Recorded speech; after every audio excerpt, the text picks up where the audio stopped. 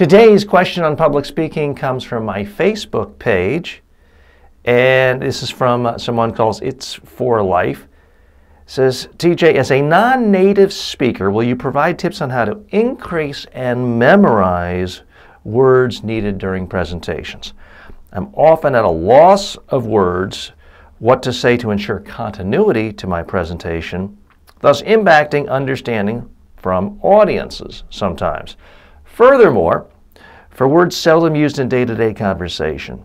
In other words, would you include tips for non-native speakers, as I'm sure the effectiveness of the online content may not be the same for this group? Here's my number one piece of advice.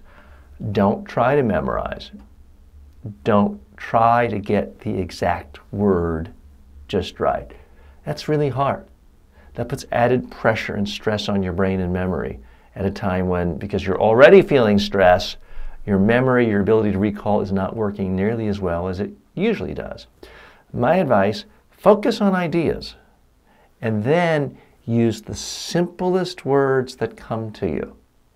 Quite often, in my experience, non-native speakers, anyone who's speaking a language that isn't their first language, can often be more effective communicators than someone who's speaking in their native language. Someone speaking in their native language is going to be tempted to use lots of big words, fancier words, complex words, jargon.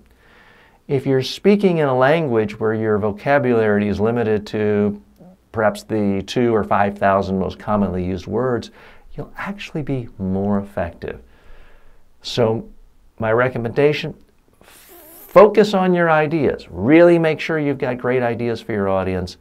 Then use the simplest words that come to you to paint a picture with words to make those ideas understood and memorable to your audience.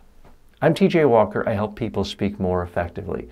If you would like some tips at no charge, you can get copies of my books. All you have to do is go to mediatrainingworldwide.com. Also for information on upcoming public workshops, trainings, and online courses.